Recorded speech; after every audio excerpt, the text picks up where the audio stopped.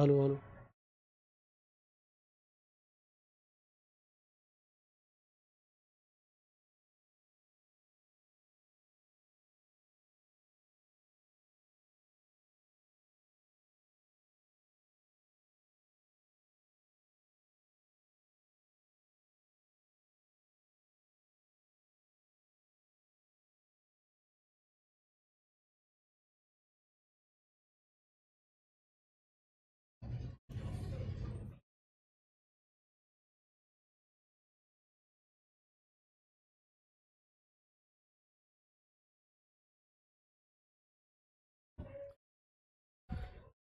प्यारे बच्चों नमस्कार, मैं अरुण सक्सेना एक बार फिर से आप सभी का स्वागत करता हूं रोजगार विद अंकित ऑफिशियल ऐप पर। आप सभी प्यारे बच्चों का एक बार फिर से हार्दिक स्वागत, हार्दिक अभिनंदन है।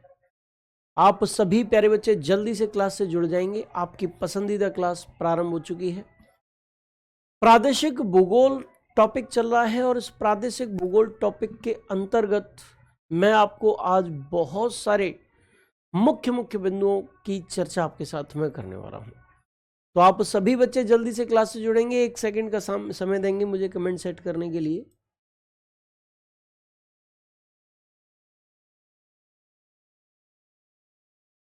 जी बिल्कुल, आपके कमेंट्स जो है मेरे सामने आ चुके हैं। मंजीत जी, दिलीप जी, अर्जुन सिंह जी, सौरभ जी,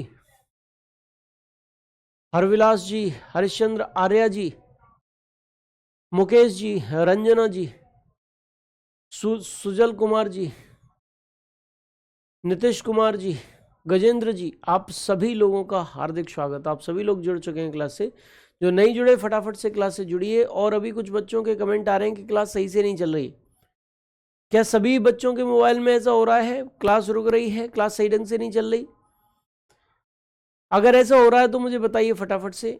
और अगर ऐसा नहीं हो रहा है तो फिर हम आगे बढ़ाते हैं। बफरिंग हो रही है? जल्दी जल्दी जल्दी फटाफट से कमेंट सेक्शन में कमेंट करके बताएं। साउंड तो सही है? साउंड बच्चे मेरी तरफ से फुल है।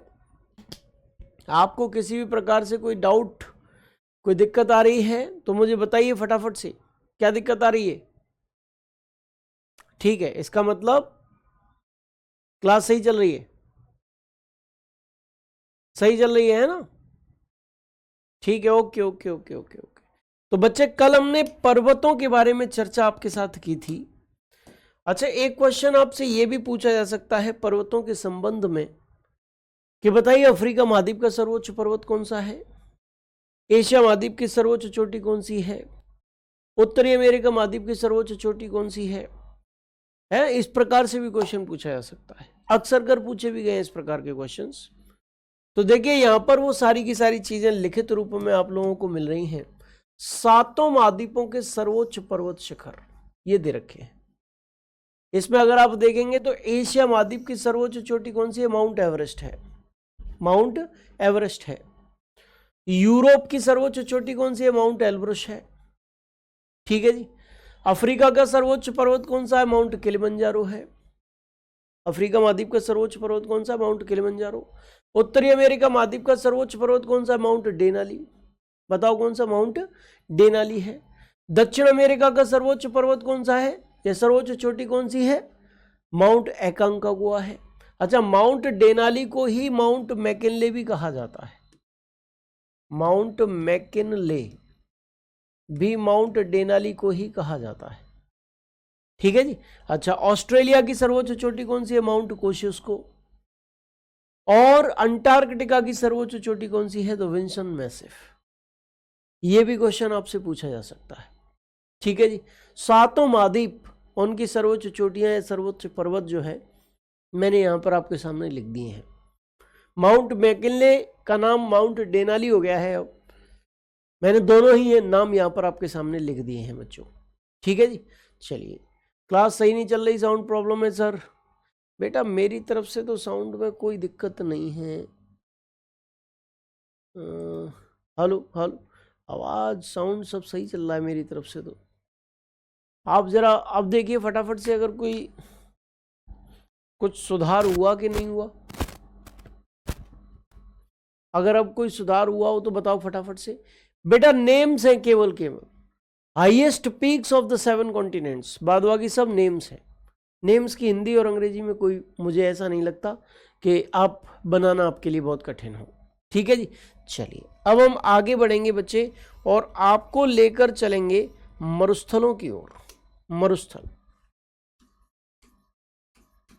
मरुस्थल यानी कि डेजर्ट्स। पर्वत तो हो गए भाई कंप्लीट, डेजर्ट्स, मरुस्थल क्या होते हैं भाई मरुस्थल? ठीक है, होते क्या है मरुस्थल, ये बताइए फटाफट से। अगर बच्चे हम मरुस्थल की चर्चा करें तो पृथ्वी पर स्थित वे स्थान जहां औसत वार्षिक वर्षा 25 सेंटीमीटर या उससे कम हो, तो ऐसे स्थानों को हम मरुस्थल या डेजर्ट कहा जाता है। ऐसे स्थानों को हम क्या कहते हैं? मरुस्थल कहते हैं या फिर डेजर्ट के नाम से पुकारते हैं। ठीक है जी बच्चे, अच्छी तरीके से आप समझ चुके हैं इन चीजों को। तो मरुस्थल के बारे में क्या बता रहा था कि ऐसे स्थान पृथ्वी पर जो कि 25 सेंटीमीटर या उससे कम औसत वार्षिक वर्षा रखते हैं वही मरुस्थल है। अच्छा, मरुस्थलों की चर्चा अगर हम करें बच्चे तो सबसे बड़ा गर्म मरुस्थल कौन सा है संसार का? सबसे बड़ा गर्म मरुस्थल, क्वेश्चन आपसे पूछा जाता है कि बताइए संसार का सबसे बड़ा गर्म मरुस्थल कौन सा है, तो मेरे प्यारे बेटा नाम है उसका सहारा मरुस्थल। क्या नाम है उसका? सहारा मरुस्थल है बेटा। ठीक है जी, चलिए भारत का सबसे बड़ा मरुस्थल कौन सा है? ठीक है जी, किस संदर्भ में भारत का सबसे बड़ा मरुस्थल कौन सा है? तो बच्चे थार है। थार मरुस्थल भारत का सबसे बड़ा मरुस्थल है। अच्छा, लेकिन ये किस प्रकार का मरुस्थल है? ये गर्म मरुस्थल है। कैसा मरुस्थल है? गर्म मरुस्थल। अच्छा, संसार के सबसे बड़े ठंडे भारत का जो ठंडा मरुस्थल है वो कौन सा है? भारत का ठंडा मरुस्थल। भारत में एक ठंडा मरुस्थल भी है, भारत में एक ठंडा मरुस्थल भी है, कोल्ड डेजर्ट भी है। वो क्या है? लेह लद्दाख। लेह लद्दाख। आपसे अगर क्वेश्चन पूछा जाए कि भारत में सबसे ज्यादा वर्षा कहाँ होती है, तो आप आंसर लगाएंगे मासिन राम। मेघालय में स्थित मासिन राम में सबसे ज्यादा वर्षा होती है। और अगर आपसे क्वेश्चन पूछा जाए कि भारत में सबसे कम वर्षा कहाँ होती है, तो लेह लद्दाख में होती है भाई। है मिनिमम रेनफॉल इन इंडिया कहाँ पर होती है? लेह लद्दाख में होती है। कहने का सीधा सीधा सेंस क्या है? कहने का सीधा सीधा तात्पर्य क्या है? कहने का सीधा सीधा तात्पर्य यह है कि भारत में एक ठंडा मरुस्थल भी है, एक गर्म मरुस्थल भी है, और इन दोनों में सबसे बड़ा कौन है? वो थार है। लेकिन जो ठंडा मरुस्थल है बेटा वो लेह लद्दाख है भारत में। ऐसे ही बहुत सारे मरुस्थल संसार में पाए जाते हैं। जरा उन मरुस्थलों को एक बार हम लोग देखेंगे कहाँ कौन सा मरुस्थल पाया जाता है। देखिए, जब मैंने ठंडी धाराएं आपको बताई थी तब भी मैंने बताया था कि मरुस्थलों के निर्माण में ठंडी धाराओं का अहम योगदान होता है। मैं ये नहीं कह रहा कि केवल ठंडी धाराएं ही मरुस्थल बना देती हैं, लेकिन हाँ उनकी महत्वपूर्ण भूमिका जरूर इस संबंध में रहती है बच्चे। उत्तरी अमेरिका महाद्वीप में मोजे मरुस्थल है। मोजे मरुस्थल क्यों बना है ये? क्योंकि यहां पर एक धारा बह रही है जिसका नाम है कैलिफोर्नियन धारा। कैलिफोर्निया धारा, कैलिफोर्निया धारा इसको हम कहते हैं। ठीक है बच्चे। अच्छा, अगर हम देखें दक्षिण अमेरिका महाद्वीप में तो यहां पर आपको अटाकामा मरुस्थल देखने को मिलेगा। अटाकामा मरुस्थल, कौन सा मरुस्थल देखने को मिलेगा प्यारे बच्चे? अटाकामा मरुस्थल यहां पर आपको देखने को मिलेगा। और ये जो अटाकामा मरुस्थल है ये एक ऐसा मरुस्थल है जो नाइट्रेट के भंडार के लिए जाना जाता है। किसके लिए? नाइट्रेट के भंडार के लिए जाना जाता है। ठीक है जी। और अगर इस अटाकामा मरुस्थल की बात करें तो यहां पर एक स्थान है अरिका। अरिका जो विश्व का सबसे शुष्क स्थान है, driest place of the world. Arica संसार का सबसे शुष्क स्थान, the driest place of the world Arica ही है जो दक्षिण अमेरिका महाद्वीप में स्थित है बच्चे। ठीक है जी, अटाकामा मरुस्थल से वो संबंधित है। आप कहोगे कि गुरुजी क्या कोई यहाँ भी कोई ठंडी धारा बहती है? तो बच्चे यहाँ भी एक ठंडी धारा बह रही है जिसका नाम क्या है? पेरू या हम्बोल्ट धारा। पेरू या हम्बोल्ट धारा इसका नाम है। पेरू या हम्बोल्ट धारा इसका नाम है बच्चे। क्या नाम है? पेरू धारा या फिर हम्बोल्ट धारा बेटा। ठीक है, ठंडी धारा मरुस्थलों के निर्माण में सहायता करती है। ठीक है। अच्छा, यहां पर आपको सहारा मरुस्थल देखने को मिलेगा। कौन सा मरुस्थल? सहारा मरुस्थल संसार का सबसे गर्म मरुस्थल, संसार का सबसे बड़ा गर्म मरुस्थल है। यहां पर कौन सी धारा बह रही है? कनारी धारा। कैसी धारा है? ठंडी धारा है। जो धारा ध्रुवों से विषुवत रेखा की ओर चले वो ठंडी धारा है, चाहे वो उत्तरी ध्रुव से विषुवत रेखा की ओर चल रही हो चाहे दक्षिणी ध्रुव से विषुवत रेखा की ओर चल रही हो, ध्रुव से विषुवत रेखा की ओर चलनी चाहिए भाई, ठीक है। अच्छा, एक धारा यहां बहती है बेंगुएला धारा, नाम क्या है, बेंगुएला धारा, बेंगुएला धारा, एक धारा यहां बहती है।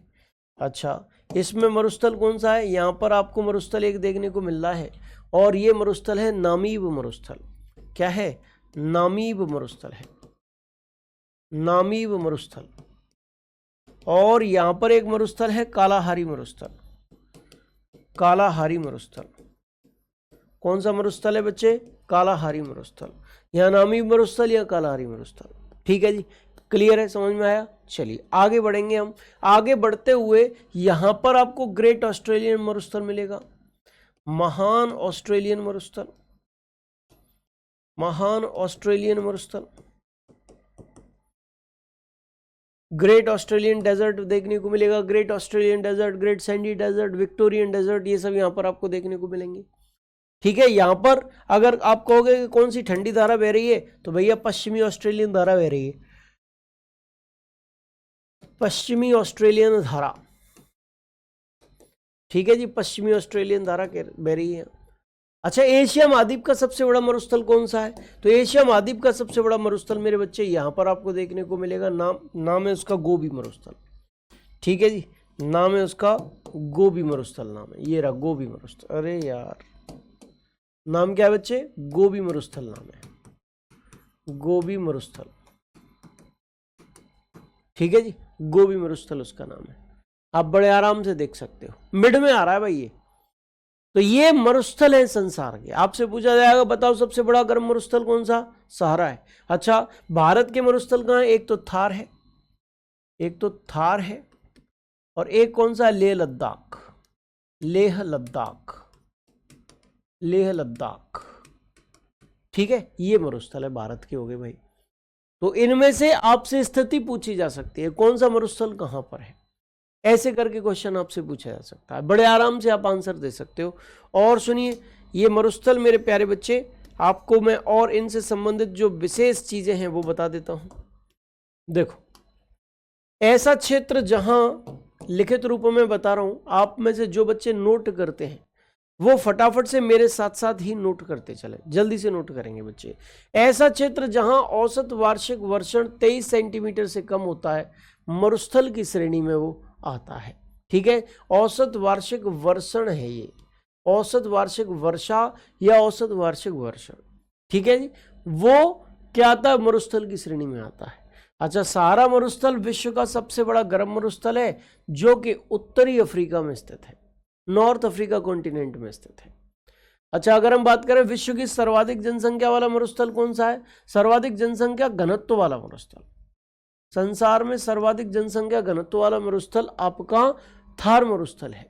अच्छा, अब आप सोच रहे होंगे कि जनसंख्या घनत्व गुरुजी ने लिखा है, आखिरकार जनसंख्या घनत्व किसे कहते हैं, एक वर्ग किलोमीटर इलाके में रहने वाले लोगों की जो संख्या होती है, निवास करने वाले लोगों की जो संख्या होती है बच्चे, उसी को हम जनसंख्या घनत्व कहते हैं, उसी को हम पॉपुलेशन डेंसिटी कहते हैं बच्चे। क्या कहते हैं, पॉपुलेशन डेंसिटी, जनसंख्या घनत्व, उसी को हम लोग कहते हैं।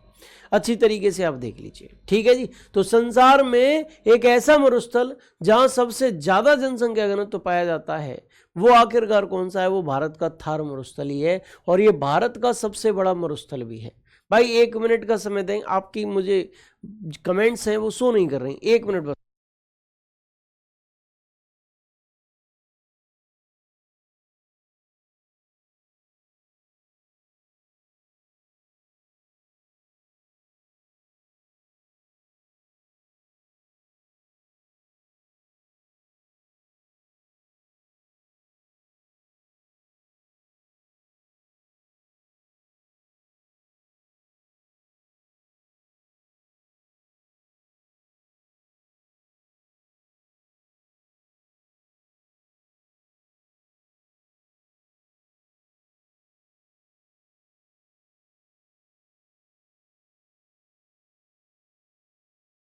चलिए भाई, आपकी कमेंट्स मेरे सामने आ चुकी हैं।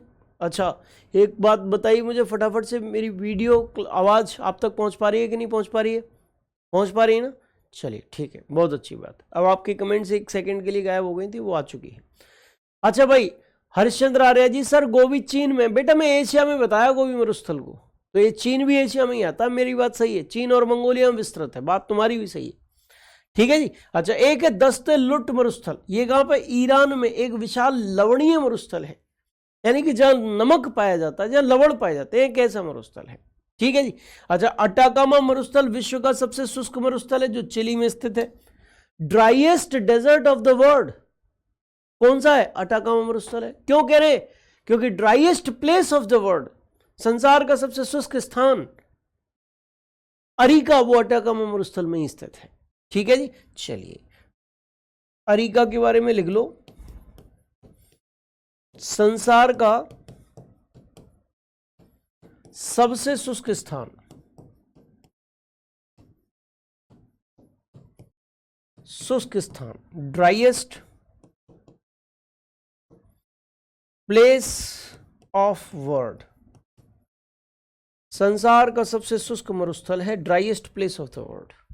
कौन सा है? वो है बच्चे अटाकामा मरुस्थल। आप आराम से देख सकते हैं, अटाकामा मरुस्थल के अंतर्गत ही ये आता है। कौन सा? अरिका। इसीलिए अटाकामा मरुस्थल को संसार का सबसे शुष्क मरुस्थल यहां बताया गया है, बोला गया है। ठीक है जी। अच्छा, दस्ते लुट अभी मैप में आपको दिखाता हूं। अच्छा, संसार के कुछ प्रमुख मरुस्थल यहाँ पर दे रखे हैं। सहारा मरुस्थल है, कहाँ पर है? अफ्रीका के उत्तर में अवस्थित है। गोबी मरुस्थल है, मंगोलिया और आंतरिक चीन में स्थित है। लो भाई, हरिश्चंद्र आर्य जी, हो गया कंप्लीट तुम्हारा सॉल्यूशन। काला आरी मरुस्थल है, बोत्सवाना अफ्रीका महाद्वीप में ही स्थित है। ठीक है। पैटागोनियन मरुस्थल अर्जेंटीना में स्थित है, यानी कि वो कहाँ पर है? दक्षिण अमेरिका महाद्वीप में है। मोजेब मरुस्थल आपका कैलिफोर्निया और नेवादा क्षेत्र में है, उत्तरी अमेरिका महाद्वीप में है। ठीक है। और कराकुम मरुस्थल तुर्कमेनिस्तान में है, और तुर्कमेनिस्तान एशिया महाद्वीप में है। यहां पर भाई आपके सामने दो मरुस्थल रह गए मैप में दिखाए बिना, एक कराकुम मरुस्थल, एक दस्ते लुट मरुस्थल। मैं निश्चित तौर पर दोनों ही मरुस्थलों के बारे में आपको समझाऊंगा, भी मैप पर समझाऊंगा। पहले आप इसको कॉपी कर लीजिए जल्दी से बच्चों। ठीक है। सर क्या ये आरपीएफ में काम करेगा? बिल्कुल बेटा, आरपीएफ में काम नहीं करेगा, बहुत काम करेगा, बहुत काम करेगा। आप कॉपी कर लीजिए। शुष्क का मतलब सूखा, रमेश कुमार जी, शुष्क का मतलब होता है प्यारे बच्चे सूखा। ठीक है जी। आगे बढ़िए, फटाफट से कॉपी करेंगे अब आप जल्दी से।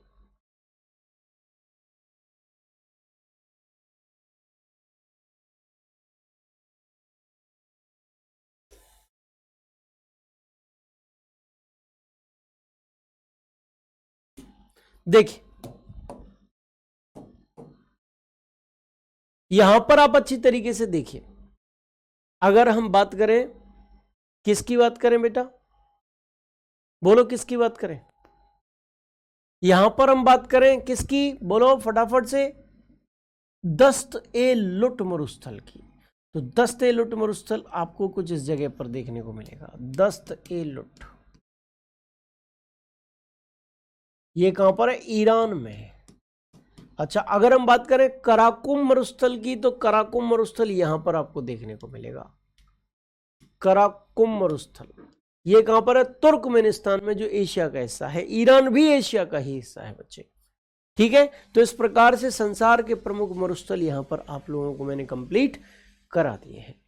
अच्छा, इसके बाद अगर हम बात करेंगे बच्चे, तो हम लोगों को अब बात करनी है किस चीज की? हम लोगों को विश्व में घास के मैदानों की चर्चा करनी है। मैं एक अलग मैप ले लेता हूं। कल एप्लीकेशन पर बहुत सारे बच्चों का डाउट आ रहा था, सॉरी टेलीग्राम पर बहुत सारे बच्चों का डाउट आ रहा था। बहुत सारे बच्चे कह रहे थे गुरुजी अलग अलग चीजों को अलग अलग मैप पर ही कराया करिए। मैंने कहा ठीक है, कोई बात नहीं, अलग अलग मैप पर ही करा दूंगा। अब मैं घास के मैदानों की चर्चा करने जा रहा हूं, तो क्या घास के मैदानों की परिभाषा दिया जाना जरूरी है? नहीं। घास के मैदान क्या होते हैं आप सब अच्छी तरीके से जानते हैं। ठीक है जी। घास के मैदान क्या होते हैं आप सब अच्छी तरीके से जानते हैं। अच्छा, घास के मैदान मेरे प्यारे बच्चे दो प्रकार के होते हैं। यहां पर हम चर्चा किसकी कर रहे हैं?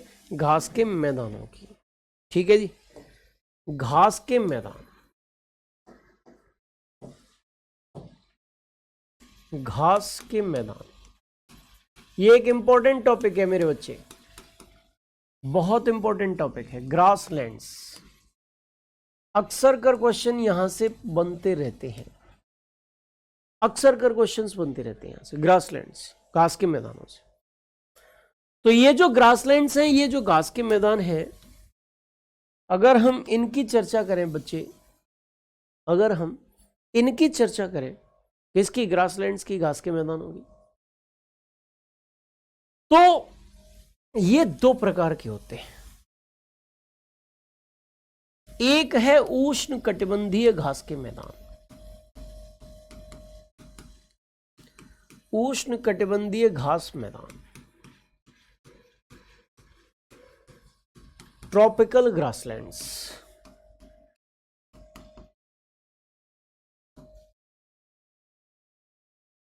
ट्रॉपिकल ग्रासलैंड्स, उष्ण कटिबंधीय घास के मैदान। दूसरे घास के मैदान का प्रकार है शीतोष्ण कटिबंधीय घास के मैदान, शीतोष्ण कटिबंधीय घास के मैदान, शीतोष्ण कटिबंधीय घास के मैदान।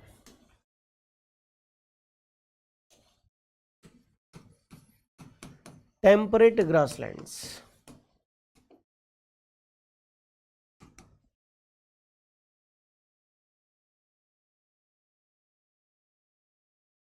Temperate grasslands. अच्छा, अब आपके दिमाग में ये आ रहा होगा कि उष्ण कटिबंधीय घास का मैदान किसे कहते हैं और जो शीतोष्ण कटिबंधीय घास का मैदान है वो किसे कहते हैं? उष्ण कटिबंधीय घास का मैदान मेरे प्यारे बच्चे कहा जाता है उन घास मैदानों को जो 23.5 डिग्री नॉर्थ से 23.5 डिग्री साउथ के बीच मौजूद है, कर्क रेखा से मकर रेखा के बीच मौजूद है, उनको बच्चे उष्ण कटिबंधीय घास के मैदान कहा जाता है। अब बात आएगी कि भाई शीतोष्ण कटिबंधीय घास के मैदान हम लोग किसको कहते हैं? भाई शीतोष्ण कटिबंध किसे कहते हैं? 23.5 डिग्री से ऊपर या फिर 23.5 डिग्री दक्षिण से नीचे, कर्क रेखा से ऊपर और मकर रेखा से नीचे जो घास के मैदान मिल रहे हैं उनको शीतोष्ण कटिबंधीय घास के मैदान कहते हैं। जनरली 35 डिग्री नॉर्थ साउथ से 66.5 डिग्री नॉर्थ साउथ के बीच जो ग्रासलैंड्स मिलते हैं उनको हम शीतोष्ण कटिबंधीय घास के मैदान कहते हैं। उनको हम टेम्परेट ग्रासलैंड्स के नाम से जानते हैं, टेम्परेट ग्रासलैंड्स के नाम से पुकारते हैं उनको बच्चे। ठीक है जी, चलिए। अच्छा, उष्ण कटिबंधीय घास के मैदान में क्या क्या आएगा वो भी आप देख लो। शीतोष्ण कटिबंधीय घास के मैदान कौन से हैं वो भी देख लो। देखो, अक्षांशीय विस्तार के आधार पर घास के मैदानों को दो भागों में बांटा गया है अकॉर्डिंग टू लैटिट्यूडनल एक्सटेंशन। ठीक है जी, अकॉर्डिंग टू लैटिट्यूडनल एक्सटेंशन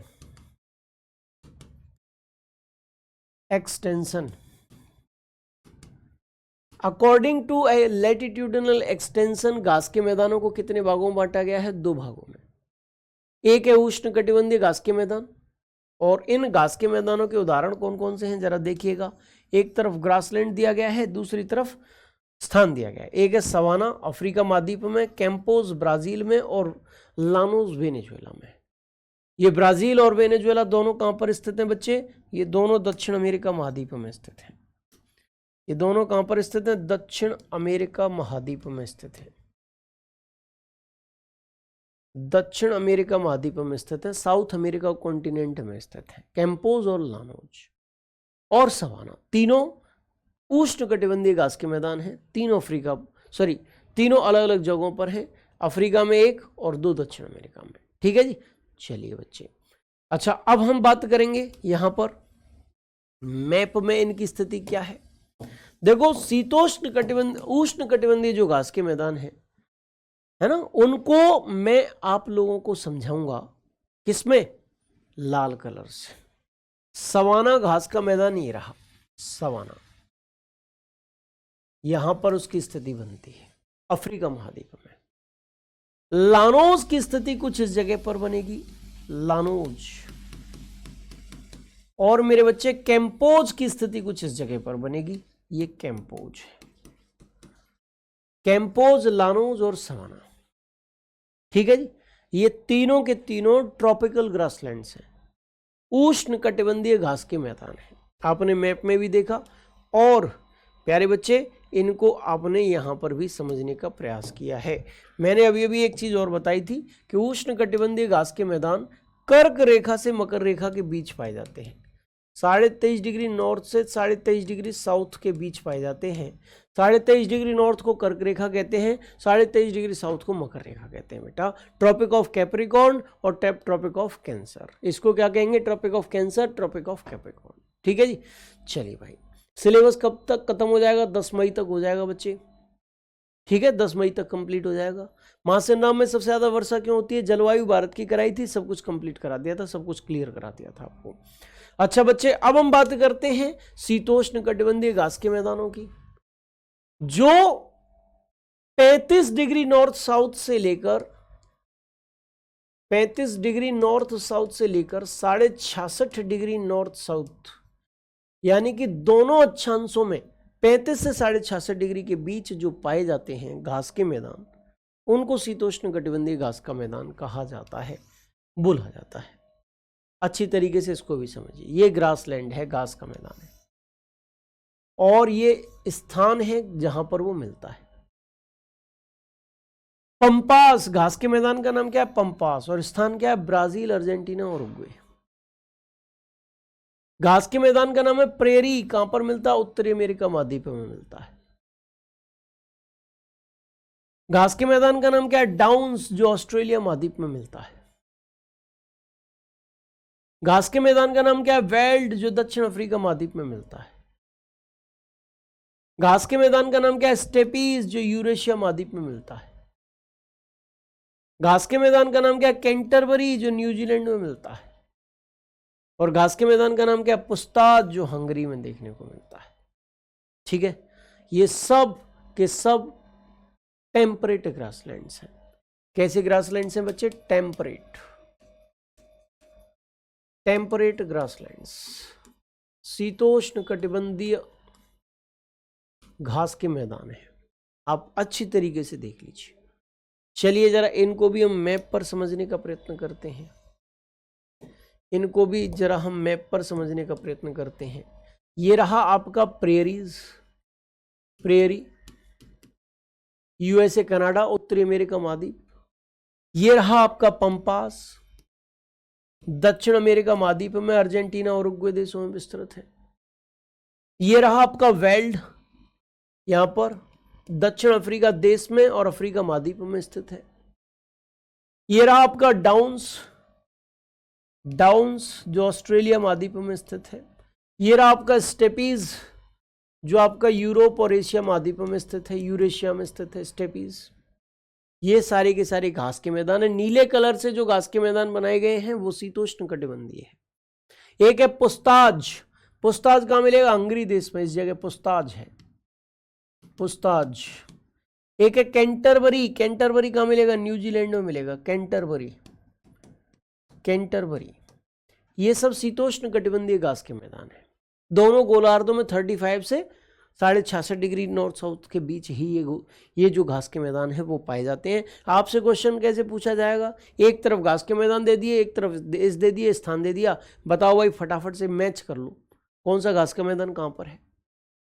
इस प्रकार से पूछा जाएगा। शीतोष्ण कटिबंधीय और उष्ण कटिबंधीय दोनों प्रकार के ग्रासलैंड्स को आप अच्छी तरीके से समझ चुके हो, कवर कर चुके हो। अब आप इनको लेखन कार्य करने की बारी आ चुकी है।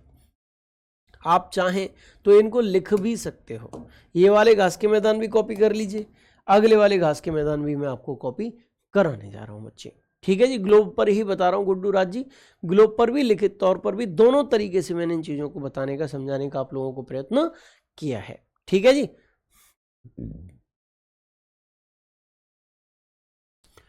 वीडियो सही नहीं चल रही है क्या? बफरिंग हो रही है बेटा अब सुबह 10 बजे ही क्लास होती है और जब तक सिलेबस खत्म नहीं होगा तब तक ये क्लास सुबह 10 बजे मॉर्निंग 10 बजे तक ही होगी। ठीक है जी बच्चे, चलिए फटाफट से आप कॉपी करेंगे इसको भी।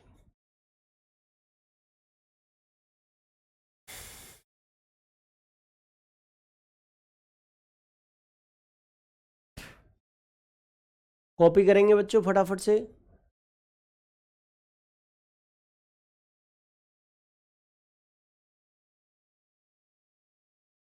बहुत अच्छे बेटा, आगे बढ़ते हैं। आगे बढ़ते हुए इनको भी कॉपी कर लेंगे आप, जल्दी से फटाफट से कॉपी करेंगे। टेम्परेट ग्रासलैंड्स, इसके बाद हम लोग आगे बढ़ेंगे और आगे बढ़ते हुए आप लोगों को लेकर चलेंगे नदियों के किनारे स्थित प्रमुख देश, नदियों के किनारे स्थित प्रमुख शहर, इस टॉपिक पर लेकर चलेंगे आप। जैसे भारत में नदियों के किनारे कौन कौन से शहर हैं, ये मैंने आपको भारत के भूगोल में करा दिया। अब विश्व में नदियों के किनारे कौन कौन से शहर हैं, इस चीज पर चर्चा हम लोगों को करनी है। ठीक है जी, चलिए तो ये भी आपने कॉपी कर लिया होगा जहां तक है। विश्व के विभिन्न देशों की राजधानियां किस किस नदी के किनारे स्थित हैं वो यहां पर आपके सामने दे रखा है। याद करने वाला सेक्शन है, टॉपिक है बच्चे। एक तरफ नदियां लिखनी है आपको, एक तरफ लिखनी है नगरों के नाम जो उस नदी के किनारे स्थित हैं, जो उस नदी के किनारे सिचुएटेड है। बच्चे यहां पर आप देख सकते हैं कि डार्लिंग नदी जो है उसके किनारे सिडनी शहर है ऑस्ट्रेलिया का। आपसे क्वेश्चन पूछा जा सकता है कि ऑस्ट्रेलिया का सिडनी शहर आखिरकार किस नदी के किनारे है, तो आप क्या आंसर लगाएंगे कि वो डार्लिंग नदी के किनारे है। आपसे क्वेश्चन पूछा जा सकता है कि बताइए कनाडा का क्यूबेक शहर किस नदी के किनारे है, आप आंसर लगाएंगे सेंट लॉरेंस नदी के किनारे है। आपसे क्वेश्चन पूछा जा सकता है कि यूएसए का वॉशिंगटन डीसी जो उसकी कैपिटल है वो किस नदी के किनारे है, आप आंसर लगाएंगे पोटोमेक नदी के किनारे है। आपसे क्वेश्चन पूछा जा सकता है कि ब्रिटेन की राजधानी लंदन किस नदी के किनारे है, आप आंसर लगाएंगे टेम्स नदी के किनारे है। आपसे क्वेश्चन पूछा जा सकता है कि पेरिस फ्रांस की राजधानी पेरिस किस नदी के किनारे है, आप आंसर लगाएंगे सीन नदी के किनारे है। आपसे क्वेश्चन पूछा जा सकता है कि जो न्यूयॉर्क शहर है यूएसए का वो किस नदी के किनारे है, आप आंसर लगाएंगे हडसन नदी के किनारे है। आपसे क्वेश्चन पूछा जा सकता है कि इराक की राजधानी बगदाद किस नदी के किनारे है, आप आंसर लगाएंगे टिग्रिस नदी के किनारे है। आपसे क्वेश्चन पूछा जा सकता है कि इटली की राजधानी रोम किस नदी के किनारे है, आप आंसर लगाएंगे टाइबर नदी के किनारे है। आपसे क्वेश्चन पूछा जा सकता है कि म्यांमार की राजधानी यांगून किस नदी के किनारे है, आप आंसर लगाएंगे इरावदी नदी के किनारे है, इरावदी नदी के किनारे। आपसे क्वेश्चन पूछा जा सकता है कि ऑस्ट्रिया की राजधानी वियना किस नदी के किनारे है, तो भैया डेन्यूब नदी के किनारे। म्यांमार का शहर है ये यांगून, ठीक है जी। अब शायद इसकी कैपिटल नायपीडाओ हो गई है, तो ये शहर है, राजधानी नहीं है। ठीक है जी, चलिए भैया, तो ये सारे के सारे जो प्रमुख शहर हैं विश्व के वो आप कॉपी कर लीजिए। ये याद नहीं रहेगा तब सर बेटा याद तो करना पड़ेगा, यू हैव टू लर्न, आपको याद करना पड़ेगा, अदरवाइज दिक्कत आपकी ही होगी। ठीक है सर, मेरे फोन में वीडियो रुक रुक कर चल रही है बेटा, अगर ज्यादा दिक्कत आ रही है तो एक बार बाहर निकल कर, ऐप से बाहर निकल जाओ और दोबारा से एंट्री कर लो फिर। ठीक है, चलिए चलिए, बहुत अच्छा, वेरी वेरी इंपॉर्टेंट क्लास बेटा। गागर में सागर सीरीज के तहत हमारी चलती है। जब हमारे सब्जेक्ट, सारे सब्जेक्ट्स का सिलेबस कंप्लीट हो जाता है तो फिर गागर में सागर सीरीज चलती है, उसके तहत आपको चीजें कराई जाती हैं। ठीक है जी, चलिए आगे बढ़ते हैं। आगे बढ़ते हुए जर्मनी की राजधानी बर्लिन किस नदी के किनारे है, स्प्री नदी के। रूस की राजधानी मॉस्को किस नदी के किनारे है, मस्कोवा नदी के।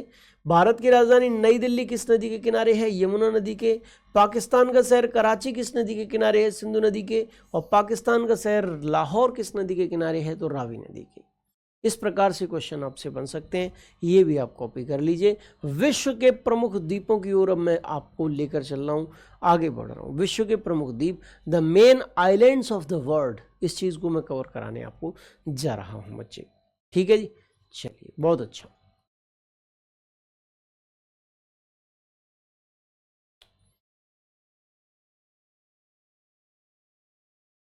बेटा इसकी कोई ट्रिक नहीं है, मेरे पास इतने सारे शहरों की कोई ट्रिक नहीं है। भाई 2 शहरों, 4 शहरों, 5 शहरों, 6 शहरों तो ट्रिक बन जाती है, लेकिन जब शहरों की संख्या बहुत ज्यादा हो तो ट्रिक बनाना भी बहुत मुश्किल है।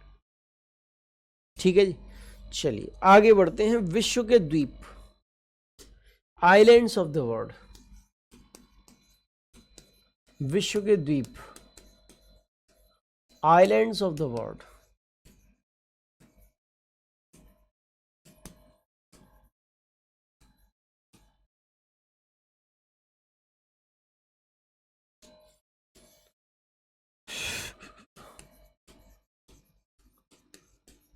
विश्व के द्वीप, आइलैंड्स ऑफ द वर्ल्ड, ये टॉपिक हमको पढ़ना है, कवर करना है, क्लियर करना है। ये होते क्या है, विश्व के द्वीप क्या होते हैं, आइलैंड्स क्या होते हैं? तो मेरे प्यारे बच्चे, विश्व के द्वीप या द्वीप कहते कैसे हैं? एक ऐसा स्थान, एक ऐसा स्थलखंड जो चारों ओर से जल से घिरा हो, उसे हम द्वीप के नाम से पुकारते हैं, उसे हम द्वीप कहते हैं। एक ऐसा स्थलखंड जो चारों ओर से किससे घिरा हुआ हो, जल से घिरा हो, उसे हम द्वीप कहते हैं, उसे हम आइलैंड कहते हैं। और अगर इन द्वीपों की संख्या एक से ज्यादा है, कई सारे हैं, तो फिर हम इसको द्वीप समूह कहेंगे।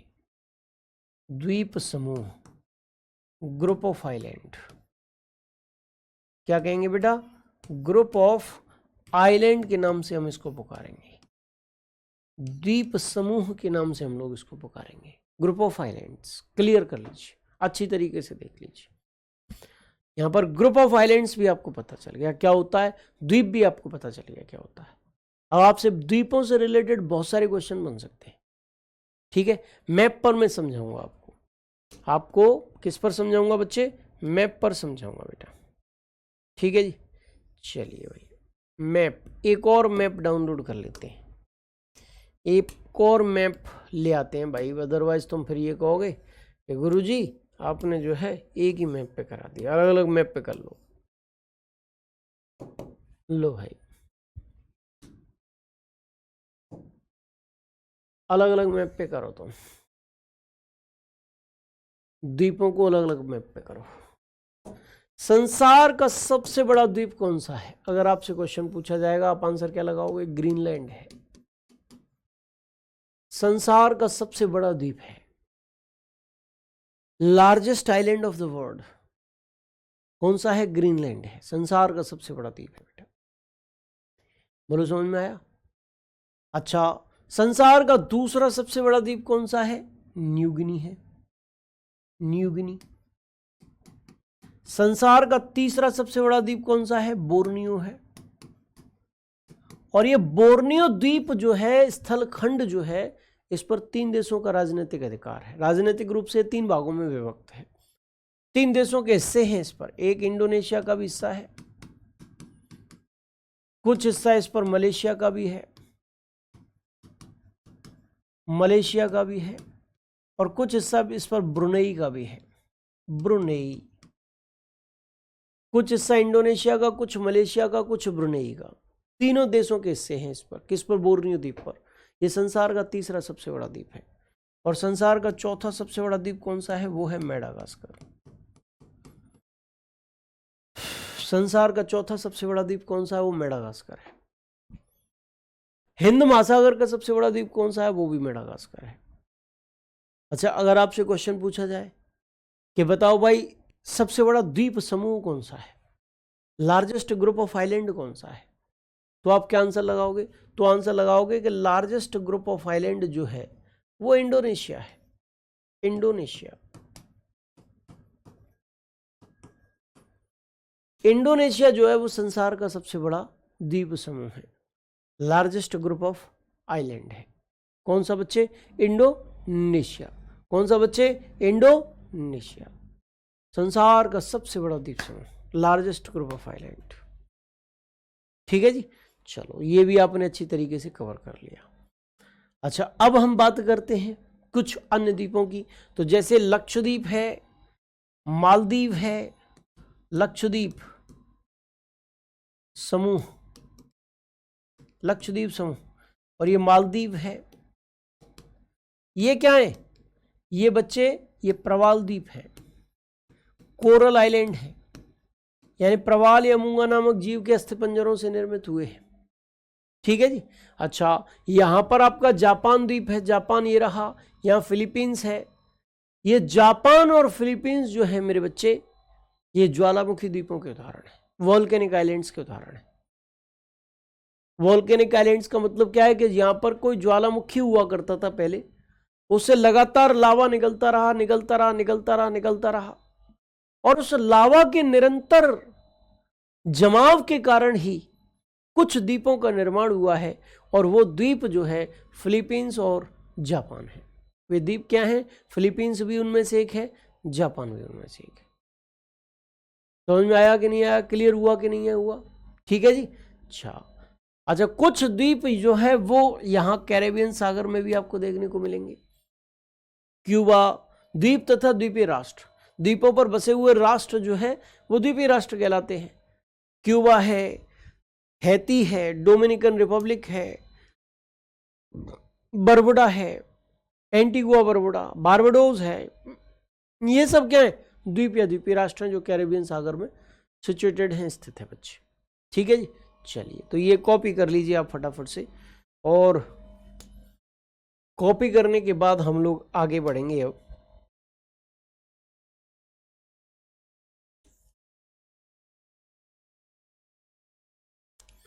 और अब मैं आपको इन चीज़ों के बारे में कुछ लिखाने जा रहा हूं, आप फटाफट से कॉपी पेन निकालिए, एक बार समझ लीजिए और फिर लिख लीजिए।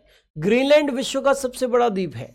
यह राजनीतिक रूप से यूरोप का और भौगोलिक रूप से उत्तरी अमेरिका का भाग है। और भाई, ये तो दो चीजें आ गई, राजनीतिक रूप से यूरोप का भाग है और भौगोलिक रूप से उत्तरी अमेरिका का भाग है। इसका मतलब क्या है?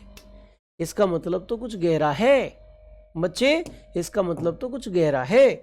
देखो, ग्रीनलैंड पर अधिकार किसका है? डेनमार्क का। और डेनमार्क देश कहां पर है? यूरोप में। ये रहा डेनमार्क, यूरोप में कुछ इस जगह है। तो जिसका राजनीतिक रूप से अधिकार है, ये किसका हिस्सा है राजनीतिक रूप से? उत्तरी अमेरिका, सॉरी डेनमार्क का, जो यूरोप का भाग है। इसलिए राजनीतिक रूप से तो यूरोप का भाग हो गया। अच्छा, भौगोलिक रूप से ये ग्रीनलैंड आ किस महाद्वीप के अंतर्गत रहा है? तो ये उत्तरी अमेरिका महाद्वीप के अंतर्गत आ रहा है। इसीलिए यहां पर कहा गया है कि राजनीतिक रूप से यूरोप का भाग है और भौगोलिक रूप से उत्तरी अमेरिका महाद्वीप के अंतर्गत आता है। श्रीलंका नहीं है क्या? श्रीलंका भी मेरे बच्चे क्या है? एक द्वीपीय राष्ट्र है। बिल्कुल, श्रीलंका द्वीपीय राष्ट्र है बेटा। ठीक है जी। अच्छा, नेक्स्ट पॉइंट क्या है? मेडागास्कर हिंद महासागर का सबसे बड़ा द्वीप है। मैंने आपको बताया था मेडागास्कर विश्व का चौथा सबसे बड़ा द्वीप है और हिंद महासागर का सबसे बड़ा द्वीप है। माजुली द्वीप ब्रह्मपुत्र नदी के मध्य में स्थित विश्व का सबसे बड़ा नदी द्वीप है। Largest river island of the world, संसार का सबसे बड़ा नदी द्वीप, लार्जेस्ट रिवर आइलैंड है, संसार का सबसे बड़ा नदी द्वीप। नदी द्वीप तो मैं बता चुका हूं ना, जब ब्रह्मपुत्र नदी कराई थी तभी बता दिया था। नदी द्वीप का मतलब क्या है? कि ऐसा द्वीप जो नदी के बीच में स्थित हो उसे नदी द्वीप कहते हैं। अमेरिका के पास अवस्थित न्यू फाउंडलैंड द्वीप मत्स्य उत्पादन के लिए विश्व प्रसिद्ध है। जब मैंने आप लोगों को धाराएं कराई थी तब मैंने बताया था कि अमेरिका के पूर्वी हिस्से पर ऊपर से लैब्राडोर धारा और नीचे से गल्फ स्ट्रीम आकर मिलती है। ये गर्म है, ये ठंडी है। लैब्राडोर धारा ठंडी, गल्फ स्ट्रीम गर्म, दोनों धाराएं मिलती हैं गर्म और ठंडी, और जहां गर्म और ठंडी धाराएं मिलती हैं वो मत्स्य ग्रहण क्षेत्र बन जाता है। तो अमेरिका के पास स्थित न्यूफाउंडलैंड द्वीप मत्स्य उत्पादन के लिए फेमस है। वहां पर उसके पास ग्रैंड बैंक और जॉर्जेस बैंक नामक मत्स्य ग्रहण क्षेत्रों का विकास हुआ है। आप अच्छी तरीके से जानते हैं, कॉपी कर लीजिए भैया जल्दी से। इसी न्यू फाउंडलैंड द्वीप के पास क्या स्थित है? ग्रैंड बैंक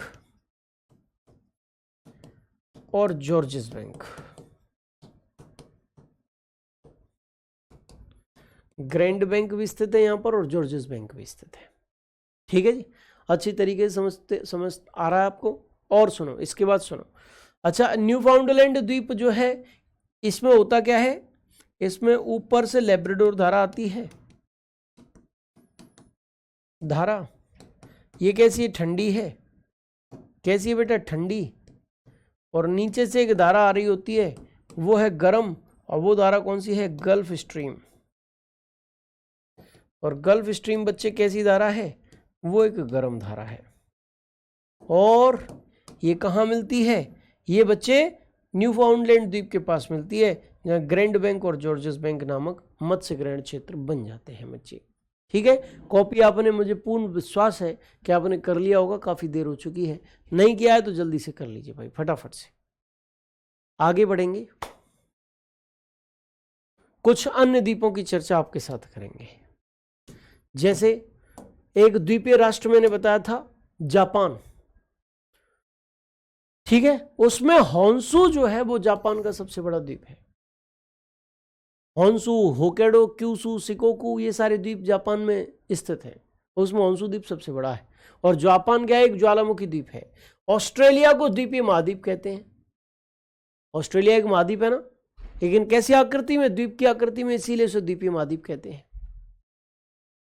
बोर्नियो द्वीप विश्व का तीसरा सबसे बड़ा द्वीप है, जो राजनीतिक रूप से 3 देशों इंडोनेशिया, मलेशिया, ब्रुनेई में विभाजित है। ये भी मैंने बताया था आपको। और मॉरिशस द्वीप दक्षिण हिंद महासागर में स्थित है, अफ्रीका महाद्वीप के तट के पास मॉरिशस द्वीप स्थित है। मॉरिशस द्वीपीय राष्ट्र है, भारत से घनिष्ठ संबंध है वहां पर, वहां से। ठीक है, अच्छा लक्षद्वीप समूह और मालदीव, ये क्या है? ये मेरे बच्चे प्रवाल द्वीप के उदाहरण हैं। किसके उदाहरण है? प्रवाल द्वीप के उदाहरण, प्रवाल द्वीप के उदाहरण। ठीक है जी। और इसके अतिरिक्त तो सुनो, लक्षद्वीप और मालदीव के अतिरिक्त मैंने बताया था Philippines comma Indonesia. Philippines comma, sorry Indonesia नहीं, जापान। जापान ये किसके उदाहरण है? द्वीपीय राष्ट्र, सॉरी ज्वालामुखी द्वीप, ज्वालामुखी द्वीप।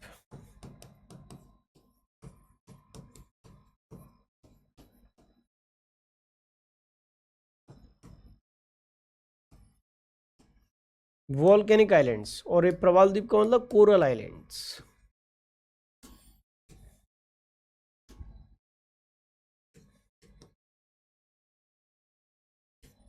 कोरल आइलैंड कॉपी कर लो भाई फटाफट से। ठीक है जी, क्या करेंगे? फटाफट से इसको कॉपी कर लेंगे। इस प्रकार से ये टॉपिक पूरी तरीके से कंप्लीट हो गया यहाँ तक। कल फिर हम मुलाकात करेंगे नेक्स्ट क्लास में। कल तो सैटरडे है ना, तो आप एक बार इवेंट देख लेना, हो सकता है कल क्लास हो सकता है मंडे को हो। मेरा सिलेबस लगभग कंप्लीट होने के कगार पर है, इसलिए हो भी सकता है कल मैं क्लास ना लूँ। तो विश्व भूगोल में बहुत आगे निकल चुके हैं हम, लास्ट की ओर चलते हैं, 1 या 2 क्लास बची हुई हैं। मिलेंगे नेक्स्ट क्लास में, तब तक के लिए जय हिंद, जय भारत, जय महाकाल।